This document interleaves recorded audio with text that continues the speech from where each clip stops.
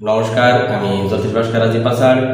2024 সালের মে মাসে যখন দেবগুরু বৃহস্পতি বৃষ রাশিতে অবস্থান করবে, তখন মিথুন রাশি বা মিথুন লগ্নের জাতক জাতিকার জীবনে কি ফল আপনি পাবেন এবং এই 24 সালটা আপনার কেমন যাবে সে বিষয়ে আমি বলবো। তার আগে যারা আমার চ্যানেলটি দেখছেন, যদি আপনাদের ভালো লেগে থাকে তাহলে অবশ্যই চ্যানেলটিকে সাবস্ক্রাইব করবেন, সেই সাথে লাইক কমেন্ট শেয়ার করবেন। তাহলে মিথুন রাশি বা মিথুন লগ্নের ক্ষেত্রে দেবগুরু বৃহস্পতি মেষ রাশিতে কিন্তু বছরের শুরুতেই আছে। তাহলে বছরের শুরুতে যখন মেষ রাশিতে আছে, সেটা কিন্তু মিথুন রাশি বা মিথুন লগ্নের একাদশে আছে। তাহলে সপ্তমপতি দশমপতি যখন একাদশে থাকবে, তাহলে তার কর্মের দ্বারা এবং ব্যবসার দ্বারা প্রচুর কিন্তু লাভবান হওয়ার যোগ ছিল। সেটা 24 সালের এপ্রিল পর্যন্ত। মে মাসে কিন্তু এই দেবগুরু বৃহস্পতি সে কিন্তু দ্বাদশে যাবে, মিথুন রাশি বা মিথুন লগ্নে দ্বাদশে অবস্থান করবে। তাহলে দ্বাদশ স্থানটা আমরা জানি ব্যয়ের স্থান।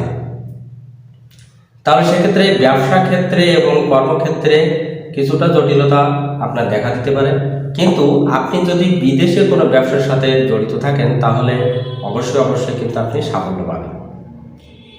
সেটা এই 24 সালেই কিন্তু আপনি পাবেন, মে মাস থেকে। তাহলে বৃহস্পতি যখন মেষ রাশি থেকে বৃষ রাশিতে অবস্থান করছে, তখন প্রথম অবস্থায় সে রবির নক্ষত্র পাচ্ছে। এই মিথুন রাশি বা মিথুন লগ্নের ক্ষেত্রে রবি কিন্তু তৃতীয় পতি। তাহলে তৃতীয় পতি এবং বৃহস্পতি হচ্ছে সপ্তম পতি এবং শুক্র হচ্ছে বৃহস্পতি হচ্ছে দশম পতি এবং সপ্তম পতি। তাহলে 3, 7, 10 এই কানেকশনটা তৈরি হচ্ছে। 3, 7, 10 কানেকশন যখন তৈরি হবে, তখন আপনি বিদেশের কোনো ব্যবসার ক্ষেত্রে অবশ্যই সাফল্য পাবেন। সেখানে নেটওয়ার্ক আপনার আরও মজবুত হবে, যোগাযোগ ব্যবস্থা আপনার আরও ভালো হবে।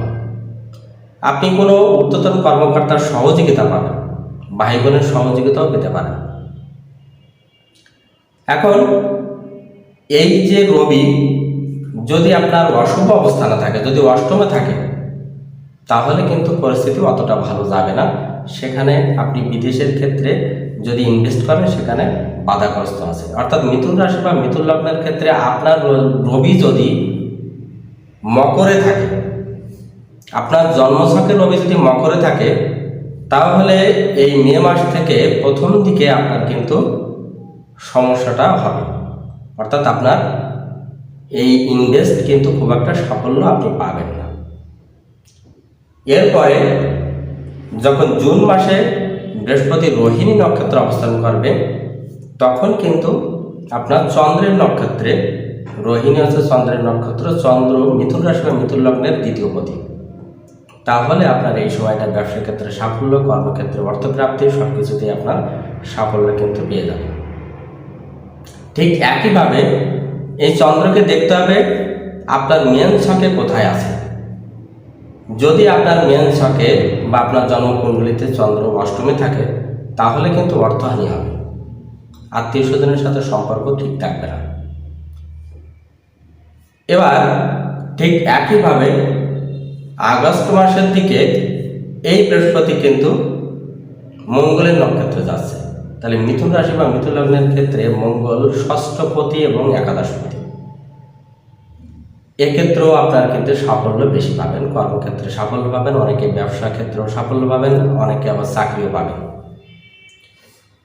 এখন এইটা হচ্ছে বৃহস্পতি যখন বৃষ রাশিতে গমন করবে, সেখানে 3টে নক্ষত্র ভোগ করার মুহূর্তে পরপর এই ফলটা আপনি পাবেন। কিন্তু আপনার জন্মছকে যদি রবি থাকে বৃষ রাশিতে, অর্থাৎ যাদের জ্যৈষ্ঠ মাসে জন্ম, তাদের রবি বৃষ রাশিতে আছে,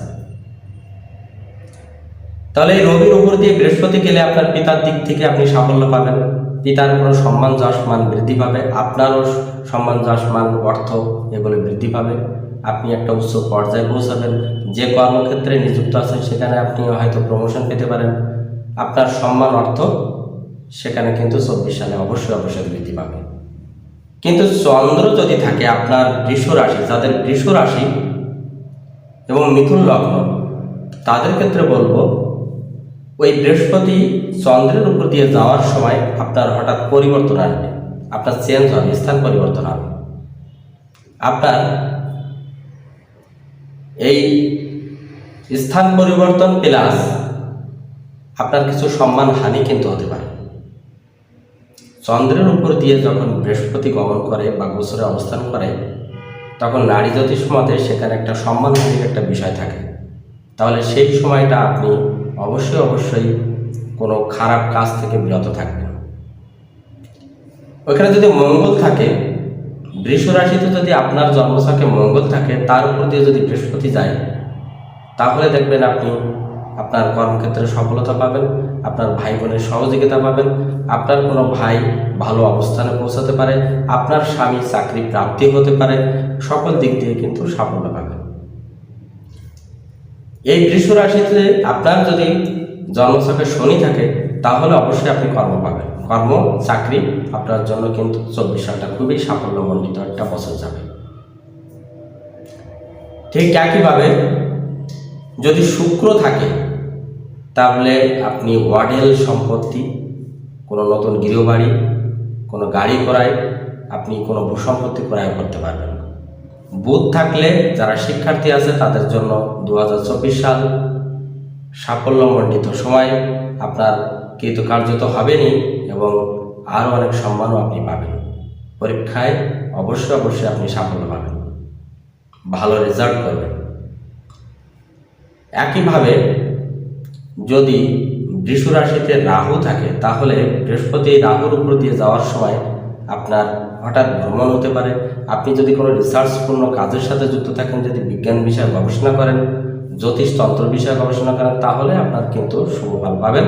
কিন্তু শরীর স্বাস্থ্যের বিষয়ে আপনার খুব একটা ভালো যাবে না। যদি কেতু থাকে, তাহলে আপনি যদি ধর্মীয় কোনো কাজের সাথে যুক্ত থাকেন, স্পিরিচুয়াল কোনো কাজের সাথে যুক্ত থাকেন, তাহলে আপনি অবশ্যই সাফল্য পাবেন। তাহলে এটা হচ্ছে আপনার মিথুন রাশি বা মিথুন লগ্ন, তার বৃষ রাশিতে আপনার জন্মছকে যে সমস্ত গ্রহ থাকবে তার উপর দিয়ে বৃহস্পতি যখন যাবে, সেই ফলটা আপনি পাবেন। এছাড়া কোনো গ্রহ না থাকলে বৃহস্পতি যখন যাচ্ছে তখন 3টে নক্ষত্র ভোগ করছে, এই 3টে নক্ষত্র অনুসারেও আপনি ফল পাবেন। কিন্তু মেন কথা হচ্ছে আপনার জন্মছকের গ্রহের কানেকশন কেমন আছে, আপনার দ্বাদশে কোনো গ্রহ আছে কিনা। যেহেতু বৃহস্পতি আপনার মিথুন রাশি বা মিথুন লগ্নের দ্বাদশ স্থান থেকে দ্বাদশ ভাব থেকে অবস্থান করবে বা দ্বাদশ ভাবে অবস্থান করবে, তাহলে ওই দ্বাদশ ভাবে কোন গ্রহটা আছে তার উপরে ফল দিবে এবং দ্বাদশে থেকে যে 3টে নক্ষত্র আছে সেই 3টে নক্ষত্র অনুসারেও ফল দিবে। তাহলে সম্পূর্ণ বিষয়টা শুধুমাত্র গোচরের উপরে নির্ভর করে না, এটা আপনার ব্যক্তিগত জন্মছকের উপরে নির্ভর করে। তাহলে আপনার যদি বিশেষ কিছু জানার দরকার হয়, তাহলে অবশ্যই কোনো অভিজ্ঞ জ্যোতিষের শরণাপন্ন হবেন, আপনার জন্মছক কুষ্টিটা অবশ্যই তার দেখাবে। যাই হোক, আজকের পর্যন্ত যদি আপনাদের ভালো লেগে থাকে তাহলে অবশ্যই চ্যানেলটিকে সাবস্ক্রাইব করবেন, সেই সাথে লাইক কমেন্ট শেয়ার করতে ভুলবেন না। সবাইকে নমস্কার।